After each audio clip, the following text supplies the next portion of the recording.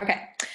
Well, hello, everybody. Welcome to Spill the Tea with our alum this week, Sorcha Vaughan.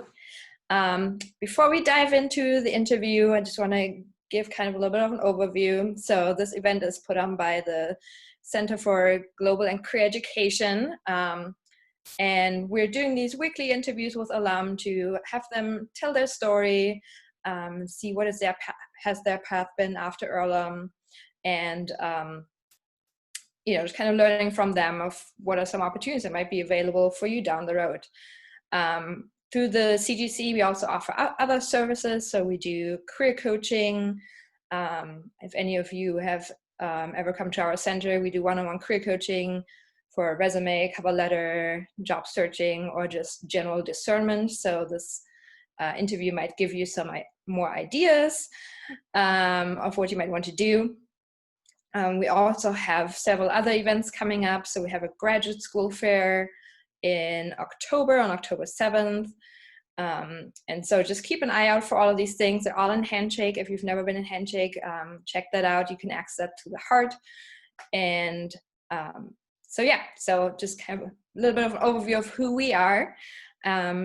So with this interview, I have a few questions prepared for Sorcha. We'll start off with those for about the first 20 minutes, and then we will open it up to everybody that you can ask your own questions as well. So thank you, Sorcha, for joining us today. And I'm just going to open the floor to you so you can tell us a little bit more about yourself and your current position.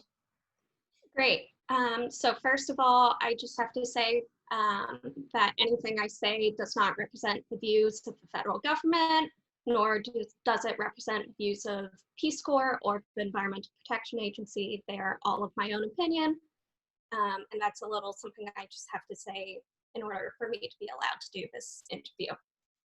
So about me, I graduated in 2016 from Earlham with a degree in environmental studies, which I believe has been merged with environmental science into an environmental sustainability degree. So it's sort of a degree that's sort of been pushed together into one program, I think now. And from there, I went on to serve in the Peace Corps in the Federated States of Micronesia, so on a small Pacific island nation. I was on a 42 square mile island with 6,000 people for 2 years, teaching English as a foreign language. And then I got my master's degree from the University of Edinburgh in Scotland in environmental sustainability. And in December actually of last year, I joined the US Environmental Protection Agency. So I work in the Land, Chemicals, and Redevelopment Division on RCRA, so the Resource Conservation and Recovery Act, specifically on hazardous waste grants that we give to our states. So I am based in San Francisco, and I work with California, Arizona, Nevada, and Hawaii. I also consult with our Pacific Islands team on hazardous waste issues in our Pacific Island territories, so that's Guam, American Samoa, Northern Mariana Islands, and then our freely associated states. So those are countries that used to be US territories, but are now independent countries that the US has an agreement with that will continue to provide help when requested. So those are the Federated States of Micronesia, Palau, and the Republic of the Marshall Islands. So that's a little bit of an overview of what I do. I also work on what's called RCRA authorization. So in order for states to be able to implement their own hazardous waste management, they have to have federal hazardous waste management rules signed into their own state rules. So I work with states to ensure that they continue to update those rules as federal rules are updated. And it's quite a lengthy process, and there's a lot of sort of mandated steps that you have to follow in order to do that. So that's sort of a basic oversight of what I do. Thank you. So let's kind of talk about your first step after Earlham a little bit more. So you went right away into the Peace Corps. How did you decide that's what you wanted to do, and how did you prepare for it? Well, I've always been interested in teaching, and teaching was definitely a route that I was considering going down as a professional career. During my time at Earlham, and even in high school, I volunteered at local elementary schools as a teaching assistant. I also took a couple teaching classes at Earlham, and I also worked as an organic chemistry teaching assistant in my sophomore and junior years of college. So I had a bunch of experience in teaching, and I was also interested in the other side of things of climate change and environmental issues. And so doing Peace Corps on an island nation, I thought would really give me an opportunity to address sort of those two issues together, because there's opportunities to address issues such as rising sea levels, and to talk about it with students, and to also address and learn more about some of the issues that Pacific Island nations get due to climate change, and they really do bear the brunt of some of these issues. What else? Sorry. So I've also always been interested in sort of serving the public, or helping people. And so I think that's one of the things that drew me to Peace Corps, was that I didn't want to just go down a career path where I would, maybe go into big tech and make a huge amount of money. I wanted to know what I was doing made a difference. And so for me, I believe education is one of the most important things you can have, because it really sets a solid foundation for you. And no matter what you have in life, you can lose your house, but you can't lose your education once you have it, and it can always be there to back you up. And I really feel strongly and passionate about the right to a good quality education. So that's one of the reasons why I decided to go down the Peace Corps path. Gotcha. So do you have any advice for students who might be thinking about going into the Peace Corps themselves? Yes, so I have some advice and some general tips. I think one of the things I would recommend about, or sort of consider when you are applying to Peace Corps, or if you apply to Peace Corps, is what are your reasons for applying? Because if you're going in trying to change community, or if you're going in just to travel, then your Peace Corps service isn't going to be effective. Communities don't necessarily want to change a huge amount. They are how they are, and instead of going into a community and saying like, oh, I want to make things 100% better, just because you think you're changing things for the better in your opinion might not be better for them in their opinion. I think you need to be open to working with communities and with people of different culture in a way that's responsible for them. So I think one of the biggest things I would recommend is being passionate about what you do, but also being open to different ideas and different ways of doing things. I think also having, in terms of sort of more practical advice for students interested in Peace Corps, I'd recommend, if you're interested in teaching, getting a bunch of teaching experience, volunteering at local schools if possible. A lot of Peace Corps jobs, even if they're not teaching outright, have a teaching nexus. So an environmental volunteer is generally probably also going to have to do some environmental education. A business volunteer, you might be working with a nonprofit, but you'll probably be doing education with local businesses, or working with students to develop their sort of monetary habits and work on developing business strategies. So teaching really has a strong placeholder in Peace Corps. So I'd recommend having some form of teaching experience. Peace Corps is a route that you want to go down. Yeah, so you've talked a lot about teaching and education. Those are things that are very dear to your heart. So how did you end up then with the EPA and like a job that's not super teaching related from what it sounds like? So I honestly think that the skills you learn from being a teacher can take you down a variety of different paths. And so one of the big important skills from being a teacher is being able to research your stuff. So I was an ESL teacher, but I ESL's English as a second language teacher. If I say any acronyms that people don't understand, feel free to like raise your hand or type in the chat box, because having been in now 2 federal agencies, I'm full of acronyms. So please let me know. So I was an English as a second language teacher, but I also transitioned into being a marine science and biology teacher, which if anyone knows me, I haven't taken a biology class since freshman year of college. So that wasn't necessarily an area I was qualified or ready to teach, but they needed someone to teach it on the island, and the director of education on the island I was on asked if I could do it, and you can't really say no, because otherwise the kids wouldn't have marine science or biology teacher. So I learned a lot of really good like research skills, thinking on the fly, also organization skills as well. And those are all really useful, I think, in my job today.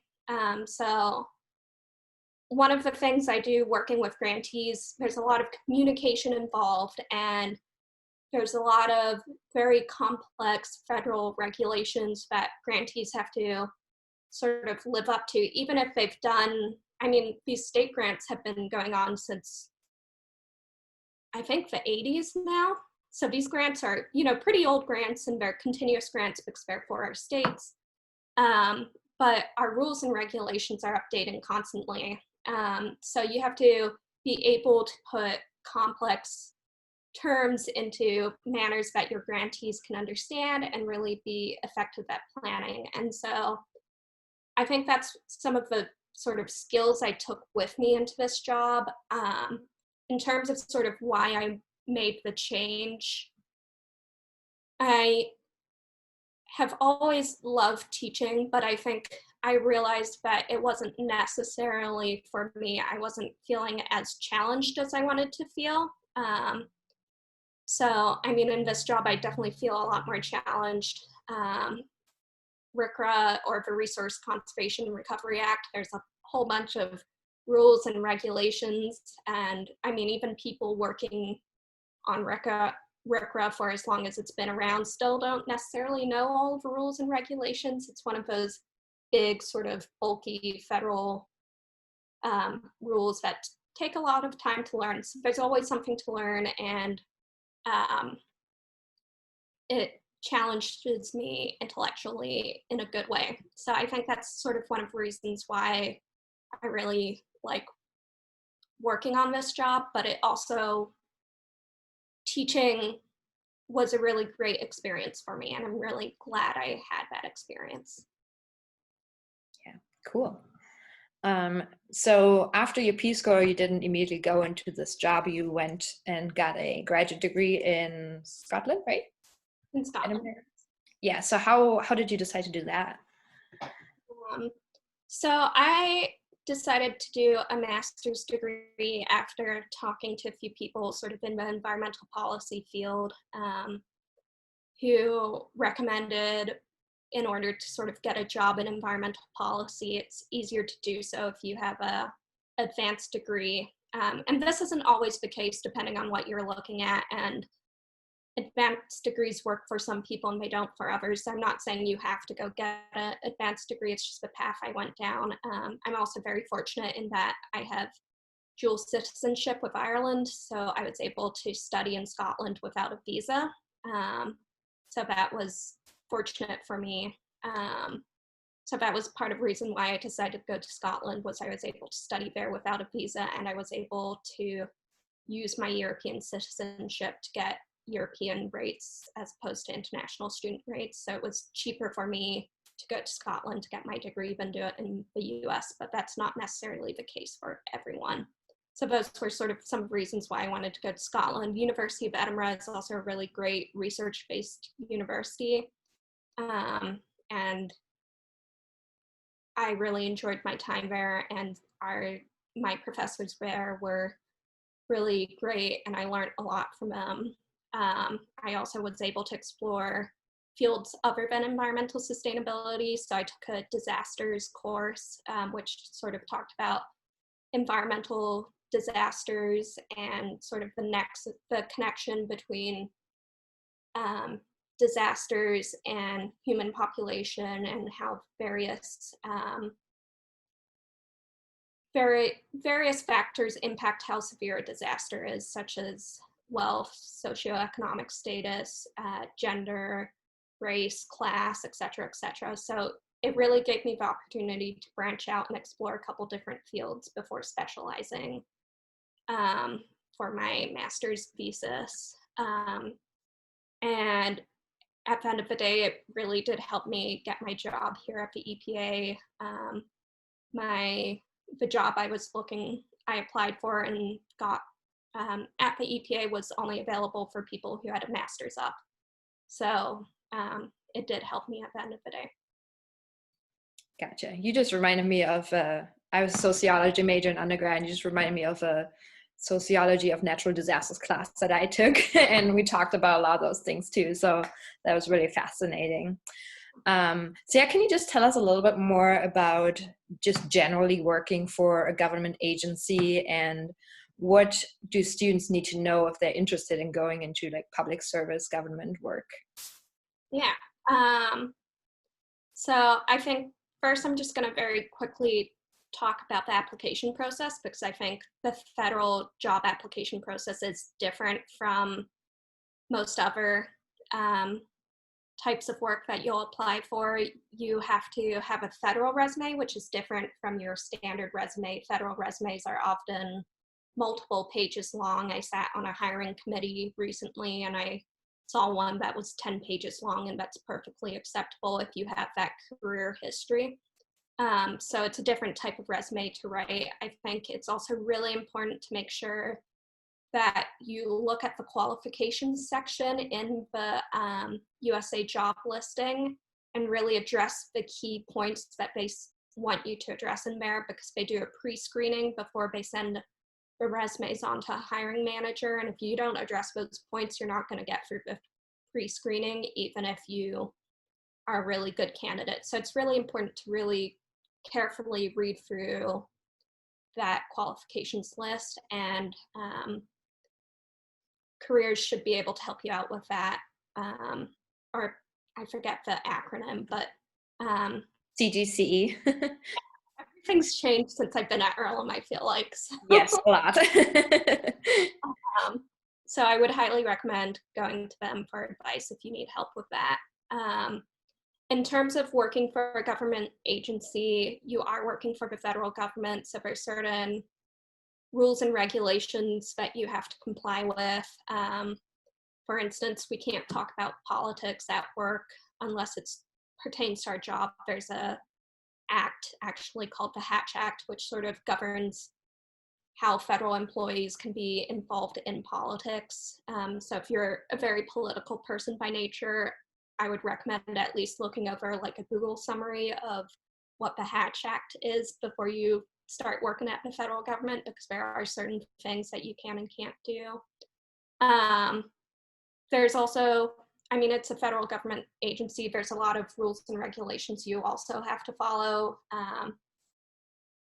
Things can get a little bureaucratic occasionally, but I wouldn't necessarily say that's a bad thing. Those rules and regulations exist for a reason. Most of the time they exist because something went wrong, and so if you follow those rules, you can stay within the sort of federal guidelines, but also act in a responsible manner. I also think that generally federal government jobs are really rewarding, but they might not always seem rewarding when you're sitting down at your desk, sort of doing something that feels very theoretical. But I know for me at least, like even if I'm researching part of the code of federal regulations, that could come back and help out a community one day, especially working on hazardous waste management issues. I think it's very important to, recognize that while what I do from a day-to-day basis doesn't feel like it makes a difference, it really does make a difference, and it can help address some issues like environmental justice issues and help keep our environment clean and safe for future generations and current generations. All right, cool, thank you. I have one more question before we open it up to everybody. So you're a fairly recent alum from class 2016. So what kind of advice do you have for our current students to really make the most of their time while they're still at Earlham? Yeah, Earlham's a really special and unique place. I wouldn't be who I am today without Earlham, so I really Earlham, and I think one of my biggest pieces of advice and something I wish I had followed was when I first joined or started at Earlham, but even later on, was to really try out a variety of activities and classes, and see what you love and pursue that. Because I went into Earlham thinking I'd be a chemistry major, and then I switched my major second semester sophomore year. If I'd taken a environmental studies class at the beginning of my Earlham time, like that would have been such an eye-opening thing. But I was so dead set on this one goal that I wanted to be a chemistry major that, I hadn't really thought of that until I had to take a general education requirement. And so I would really just recommend taking advantage of that. Also looking at the variety of career opportunities, such as internships that Earlham has. I did an internship at Cope Environmental Center, and that was really great. I really enjoyed working there and also getting to know the community a little bit better. I feel like at Earlham sometimes, we always said the little Earlham bubble, it can be very easy to sort of stay within the campus and not really go out into the greater Richmond and Wayne County community. So that was really great to learn more about Earlham, and I would just recommend branching out a little bit beyond your comfort bubble if you're able to do that, so that you really learn more about where you're at, but also about the potential career paths you want to go down. I would also, a little plug for the Student Sustainability Corps. I don't know if it's still called that, but I was a member of the Student Sustainability Corps, and it was really great to feel like I was making a little bit of a difference on campus, addressing some environmental issues and some other things. So I would highly recommend that, because it's also always really nice to know that you're sort of impacting things on a local scale. And really just enjoy yourself. College is a very different environment from the rest of the world, and really make an effort to keep in contact with folks when you graduate. I still have a core group of Earlham friends who I chat with probably every week, who have been really fantastic, and yeah, just enjoy yourselves. That's great to hear that you still have those contacts. All right, well, I'm going to open it up. If you want to ask questions, just unmute yourself, and we'll see who has questions. Sorcha, I have a quick question for you. Yeah. I'm currently a senior here at Earlham, and kind of looking forward to getting out in the real world. I'm focusing more on global management and business myself, but just kind of, I wanted to get your perspective on what skills and values that you think you learned at Earlham really have helped you grow within the real world and the business world outside of Earlham. I think one of the great things I learned at Earlham was really how to effectively research things. I know at Earlham research is more on the academic side, but I think also a lot of the majors do a really great job of having a sort of core, I forget what, a capstone project, there we go, that puts some of those more theoretical things into a more practical experience, and I would really take advantage of that whenever that comes around, or if it has already, I would go into that full steam ahead, because those can really help you, especially when you're initially looking for a job. Having some experience like that, whether it be my year, we helped Earlham rewrite the sustainability plan for the campus. I think the year after me, in environmental studies, something to do with a playground. I forget exactly, but those skills are really great skills that you can transfer into the real world. I think also taking advantage of any, really any opportunities that come your way really help you to grow. And I think sort of having a yes mind to things. So when people offer you the opportunity to do something, if it's something you can do and it won't cause a huge amount of stress to you, I would do it. I think those are skills that will really help you in your first job, because oftentimes as the new employee, you sort of get tasks that maybe other people in the office don't want to do. I know when I first started, there was a big pile of old records that no one had gotten around to sort of categorizing, and it's like, yeah, I'll do that, like cheery-eyed, bright-faced, and that sort of helps build your reputation in the office as being someone who, you know, you can be relied on to do things. So I think those are some really great skills. Also being organized. One of the key skills that I use in my day-to-day job is organization and really keeping on top of things. I have a whole bunch of different deadlines for different things that I have to make sure I keep on top of. And sometimes I'm organizing meetings with like 30 different people and trying to find a 3-hour time period where everyone can make that. It can be quite hard. But it's also a really useful skill to have, and I wouldn't discount some of those soft skills. I would highlight them when relevant. Yeah. So I have a question, like a little bit follow up to that. So recently, because I'm a senior already, so I attend like a lot of interview, and the question I usually get from the recruiter is that like they're asking about Earlham, like a small liberal art, and like they did say that, for example, my major is computer science and global management, and they said that there is some big university like MIT or Harvard, which is really good at computer science. However, they want to know that like a school, like a small liberal art like Earlham College, what can like standing out me from other candidate if they come from big university like that. So it's like I'm like get confused in, because I know that Earlham had like so many unique things, but when it's come to a short time amount to give them the answer, I get like confused about it. So do you have any suggestion in how you answer that?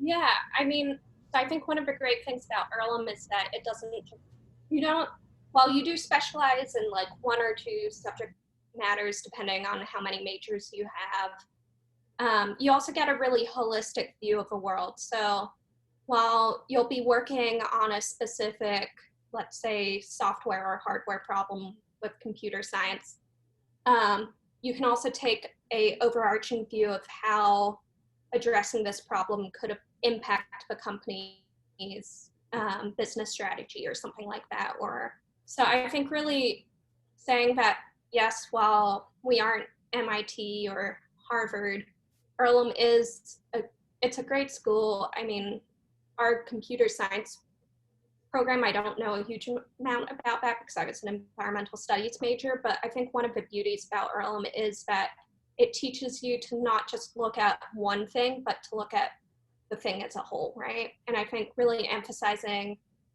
that will be, in my opinion, a useful thing. But I'm not in the computer science industry, so take that maybe with a grain of salt.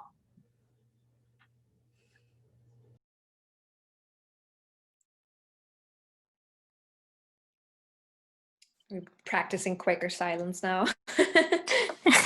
I have a question, which is more sort of like very general, because I'm always super interested in people who have well-defined paths now, what they think about this. But it's sort of like, if you could go back, knowing everything you know now, what would you do differently? I've asked Leah this question before. It's so funny. But yeah. That's a great question, and not really one that I've thought about a huge amount, partially because I think my career, what I've done, has shaped me so much as a person right now. And so if I were to go back and change things, I wouldn't necessarily be where I am today. I would maybe not focus so much on just one course or one sort of subject area freshman year and really take advantage of the general education requirements that Earlham had offered. I think that's something I wish I had done. But in terms of changing, I would still do Peace Corps again. Peace Corps was a really great experience, and I really enjoyed doing Peace Corps. I would still get my master's degree. And I don't know if I would have still ended up at the office I'm in today, because I think so much of how I got here, I mean, it's been a lot of hard work and stuff, but it's also been timings, right? I just happened to stumble upon this job listing for my job today, right? And who knows if I'd gone down a different path if I would have found that. Yeah, I don't know if that quite answered your question, but yeah. Yeah, you did. I was just interested in knowing what you taught for yourself. But yeah, thank you.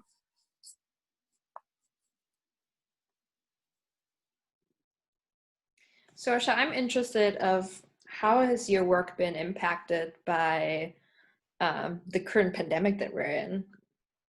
Yeah, so I have been working from home since San Francisco. So I'm based in San Francisco. I don't know if I told people that at the beginning of this. So I did mention that I work for the EPA on California, Arizona, Nevada, Hawaii, and our US Pacific Islands and former territories, or freely associated states as they're now called. And our main office is based in San Francisco. So San Francisco declared a state of emergency, I think February 25th, somewhere around then. So I've been working from home since then. And then we had a shelter in place order in March. So I've been working remotely from home since February. So it's now September. So it's been a while. And considering that I was still pretty new at the agency when I started working from home, it was a little bit of a transition. But we've been very fortunate in that we had a pretty robust telework system set up already, because our unions had negotiated with the EPA to have, depending on what union you're in, various working from home requirements. So I've been using mainly Microsoft Teams and other Microsoft platforms to work from home since then. And it's been a pretty smooth transition. And generally for my job, I don't need to go into the office. We are in the phases of reopening right now. So the California offices for the EPA just started opening up again, but we're in what's called phase 1. So it's not mandatory that we go into the office, and it's mainly folks whose job requires them to go into the office who are, which is like less than 10% of our workforce. So. Gotcha. All right, we have time for one, maybe two more questions. So if anybody has any, feel free to shout them out. I have a quick one. I would love to know what you're thinking about next steps, like if you think EPA is long-term or just kind of for now and maybe something else is on the horizon, or what your kind of plans are there. I currently don't have any plans beyond EPA. I really enjoy what I do. Right now, I really enjoy working with states. I think it's a really great opportunity to get to know a little bit more about what our state partners are doing in terms of hazardous waste management. So currently what I'm doing is my plan for at least the next few years. Beyond that, I haven't really thought of that. I'm currently planning on staying at the EPA and in my office for at least a couple years. So, yeah. Sorry, I don't have a more exciting answer for you, Jamie. No, that's okay. I just wasn't sure how you would be feeling about working at the EPA. If it was all it was cracked up to be or not. Yeah, it's definitely different, but I do really enjoy it, and I have a great set of colleagues here in Region 9, so that's been really great.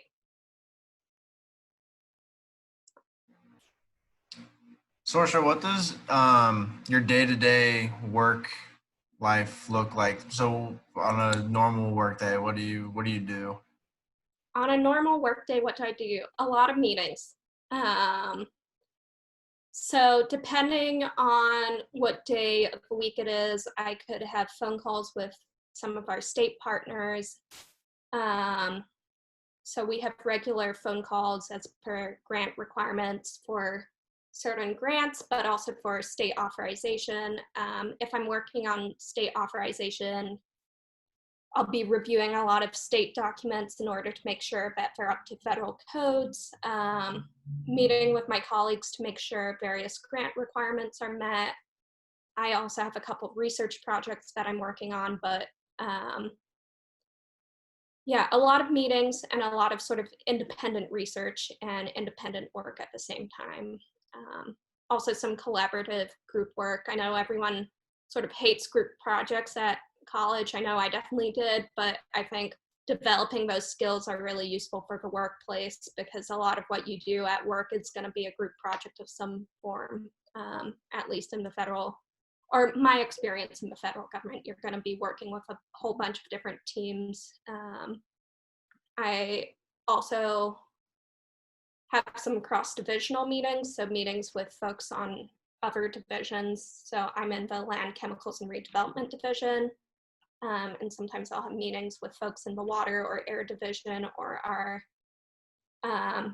Pacific Island and Tribal Division. So depending on what the day is, it can be a variety of things, but mainly meetings and research. Well, thank you so much, Sorcha. We're pretty much at time now, but thank you for sharing your story and taking the time to answer our questions. Just want to let everybody know we have more of these interviews coming up with a variety of alums. So check Handshake, check our social media. We're on Facebook and on Instagram for more upcoming events. So yeah, so thank you all for attending. Thank you, Sorcha, for answering our questions. And I hope everybody has a good night. Yeah, and just to say that if you have any questions, feel free to reach out to me, either on Facebook or via email or whatever platform folks can find me on, or LinkedIn. I'm very open and willing to help out Earlhamites. So yeah. Awesome. Thank you, Sorcha. Thank you.